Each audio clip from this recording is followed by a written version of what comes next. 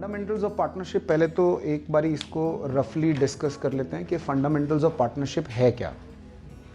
बेटा जैसे कि नाम ही इसका बड़ा क्लियर है, फंडामेंटल्स। किसी चीज के बेस को हम फंडामेंटल कहते हैं ना, किसी चीज के फाउंडेशन को हम फंडामेंटल कहते हैं ना। तो ये फंडामेंटल्स ऑफ पार्टनरशिप के बेसिक फंडामेंटल क्या है? तो बेसिक फंडामेंटल में कुछ चीजें इन्होंने हमें कराई हैं। हमें इनका बेसिक फंडामेंटल जो हमें समझाने का मतलब था, सबसे पहले तो इन्होंने हमें पार्टनरशिप समझाई कि बॉस पार्टनरशिप कहते किसको। हमने कहा साहब पार्टनरशिप इज व्हाट? अग्रीमेंट। बेटा पार्टनरशिप की डिफाइन कैसे करते हैं? Partnership is an agreement between two or more people who have decided or agreed to share profits of a business carried on by all or by any of them acting for all. क्या यही partnership की definition है? तो partnership की definition शुरू कहां से होती है बेटा? Partnership is an agreement. तो पार्टनरशिप कहां से शुरू होती है? एक समझौता है लोगों के बीच में। अगर समझौता है तो समझौते में क्या क्या है? हम समझौता कर रहे हैं। फॉर एग्जाम्पल बेटा सुनना मेरी बात, मैं और आप मिलकर एक पार्टनरशिप बना रहे हैं। हम आपस में बैठकर ये डिसाइड कर रहे हैं कि पार्टनरशिप में ऐसा क्या क्या डिसाइड कर लें कि कल को हमारा कोई किसी बात पे झगड़ा ना हो। तो जो जो कुछ भी हमें लगता है इस बात पे कहीं ना कहीं कल को कोई कॉन्फ्लिक्ट हो सकता है, हम उस पे पहले ही लिख लेंगे। भाई हमारा सैलरी इतनी होगी, हमारा प्रॉफिट शेयरिंग रेशियो इतना होगा, मैं इतना कैपिटल लगाऊंगा, तू इतना लगाइयो, तेरे को इतना इंटरेस्ट ऑन ड्रॉइंग देंगे, मेरे को इतना देंगे, तेरे को इतना इंटरेस्ट ऑन कैपिटल देंगे, मेरे को इतना देंगे, तू अगर लोन देगा तो इतना लेगा, तू अगर रिटायर होगा तो ये होगा, तो अगर नया पार्टनर एडमिट करेंगे तो सब कुछ हम डिसाइड कर सकते हैं। कोई लॉ नहीं हमें कहता कि तुम ये डिसाइड करो और ये ना डिसाइड करो। एग्रीमेंट है यार। एक उदाहरण लो, चलो पार्टनरशिप के एग्रीमेंट के बारे में आप नहीं जानते, एक एग्रीमेंट आपने कॉमनली देखा होगा अपने घर के आसपास। जो लोग किराए पे रहते हैं या जिन लोगों ने कोई घर किराए पे दिया हुआ है, ये बड़ा नॉर्मल एग्रीमेंट है ना, रेंट एग्रीमेंट। हाँ या नहीं? रेंट एग्रीमेंट क्या होता है बेटा?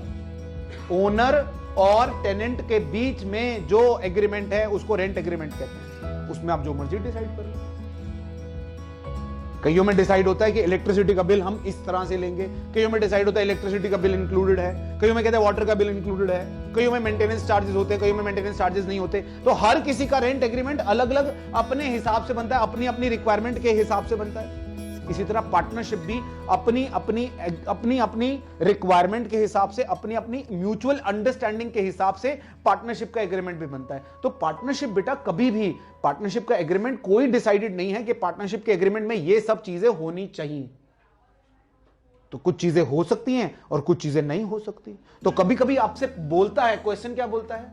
इफ पार्टनरशिप डीड या फिर पार्टनरशिप एग्रीमेंट इज साइलेंट और एब्सेंस।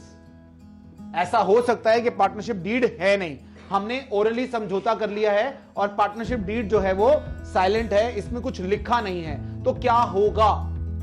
कौन कौन से रूल्स एप्लीकेबल होंगे? हमने कहा साहब ये रूल्स एप्लीकेबल होंगे। पहला, नो इंटरेस्ट ऑन कैपिटल, कोई इंटरेस्ट ऑन कैपिटल हम पार्टनर्स को नहीं देंगे। दूसरा, नो IOD हम चार्ज नहीं करेंगे। तीसरा, नो सैलरी और कमीशन हम चार्ज देंगे नहीं, सैलरी हम देंगे नहीं पार्टनर्स को। Fourth, profit sharing ratio will be equal. Profit sharing ratio सबकी बराबर हो जाएगी। कोई ये नहीं लड़ेगा कि मैंने ज्यादा पैसा लगाया हुआ है या मैं ज्यादा मेहनत करता हूं तो मुझे ज्यादा मिलना चाहिए। ऐसी कोई झगड़ा, कोई लड़ाई नहीं होगी। सबका प्रॉफिट शेयरिंग रेशियो जो है वो सेम होगा। फिर प्रॉफिट शेयरिंग रेशियो बराबर होगा और interest on loan at the rate 6% per annum.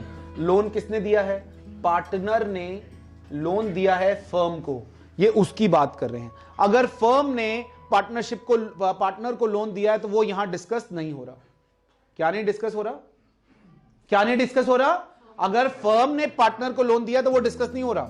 यहां क्या डिस्कस हो रहा है? अगर पार्टनर ने फर्म को लोन दिया है तो वो डिस्कस हो रहा है। और उसके लिए क्या कहा गया है? पार्टनर ने जो लोन दिया है फर्म को, उसके लिए अगर इंटरेस्ट ऑन लोन मेंशन नहीं है तो that interest on loan will be 6% per annum if it is not decided. Decided है तो बेटा 100% पर एनम हो तो हमारे को कोई झगड़ा नहीं है।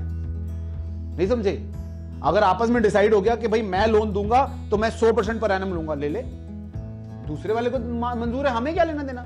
लेकिन अगर डिसाइडेड नहीं है तो then it is 6% per annum. Is that okay? Agreed? बात समझ में आ गई? ये कब होगा? जब पार्टनरशिप डीड साइलेंट होगी इन चीजों के बारे में। तो फिर हम यूनिवर्सल रूल्स उठा लेंगे जो कि पार्टनरशिप एक्ट हमें कहता है। Is that okay? फिर आगे आ गया बेटा हमारे पास, नेक्स्ट आ गया concept interest on drawings. Interest on drawings के बेटा दो ही मोटे मोटे मेथड्स हैं। पहला प्रोडक्ट मेथड और दूसरा शॉर्टकट मेथड। प्रोडक्ट मेथड के हिसाब से इंटरेस्ट ऑन ड्रॉइंग हम कैसे निकालते हैं? जितने महीने के लिए ड्राइंग करिए उसके महीने से मल्टीप्लाई कर दो, है ना? जैसे आपका जो पार्टनर है हरिराम, उस हरिराम ने हर महीने की बिगिनिंग में ड्राइंग करी है। हरिराम ने हर महीने की बिगिनिंग में अगर ड्राइंग करी है तो जनवरी 1 वाली जो ड्राइंग है उसको 12 से मल्टीप्लाई करो, फरवरी 1 वाली जो ड्राइंग है उसको 11 से, एंड सो ऑन दिसंबर 1 वाली जो ड्राइंग है उसको 1 से, और ये जो आएगा इसको क्या बोलेंगे? Total product. टोटल प्रोडक्ट से आईओडी कैसे निकालोगे? IOD will be total product into rate upon 100 into 1/12। 1/12 क्यों बेटा? अगर फॉर एग्जांपल मुझे 11 महीने की निकालनी होती तो क्या करता हूं? 11/12, तो 11 यहां मल्टीप्लाई कर दिया, 12 यहां रह गया नीचे। ठीक है? ये वाला मेथड कब यूज होगा? When drawings are uneven, unequal. जब अनइक्वल होंगी, अनइवन होंगी कि भैया उसने जुलाई में ड्राइंग करी फिर उसके बाद भूल गया, फिर उसके बाद जाकर उसने नवंबर में ड्राइंग करी, फिर नवंबर के बाद सीधा दिसंबर में, मतलब सीधा फरवरी में जाकर ड्राइंग करी, तो कभी करी कभी नहीं करी, कभी 2000 करी, कभी 5000 करी, कभी 10,000 करी, तो ड्राइंग्स उसकी अलग अलग होती रही। हर महीने उसने अलग अलग तरीके से ड्राइंग्स करी। तब हमारा शॉर्टकट मेथड नहीं चलता, तब हमारा कौन सा मेथड चलता है? Product method. ठीक है? तो जितने महीने एंड तक बनते हैं उससे हम मल्टीप्लाई करते जाएंगे और अल्टीमेटली ये फॉर्मूला लगेगा, total product into rate upon 100 into 1/12। ये कब चलेगा? जब ड्राइंग्स अनइक्वल होंगी, अनइवन होंगी। अनइवन से हमारा मतलब है कभी होंगी और कभी नहीं होंगी, इर्रेगुलर ड्राइंग्स होंगी। लेकिन जब रेगुलर ड्राइंग्स होंगी, रेगुलर एंड इक्वल, रेगुलर भी होंगी ड्राइंग्स और इक्वल भी होंगी। रेगुलर माने हर महीने हो रही है, हर क्वार्टर हो रही है, हर 6 महीने बाद हो रही है, तो इसमें आईओडी क्या होता है? IOD is equal to total drawings into rate upon 100 into specific period upon 12। अब वो स्पेसिफिक पीरियड कैसे निकालते हैं? Specific period is equal to period after first drawings plus period after last drawings divided by 2। इसी से बेटा वो months निकल कर आते हैं। अगर आपको याद हो, अगर हमारी हर महीने ड्राइंग हुई है और 12 महीने हुई है, तो बिगिनिंग में हुई है तो 6.5 मंथ्स, मिडिल में हुई है तो 6 मंथ्स, एंड में हुई है तो 5.5 मंथ्स। अगर सिर्फ 6 महीने हुई है, दिस इज 12 मंथ्स। अगर 12 महीने ड्राइंग हुई है तो ये सीन है, और अगर सिर्फ 6 ही महीने ड्राइंग हुई है सो 3.5 मंथ्स, 3 मंथ्स एंड 2.5 मंथ्स। और अगर क्वार्टरली हुई है 7.5 months, 6 months and 4.5 months. Am I right? ऐसे हम कुछ भी निकाल सकते हैं इंटरेस्ट ऑन ड्राइंग निकालने के लिए, अगर हमें ये फॉर्मूला याद रह जाए, पीरियड आफ्टर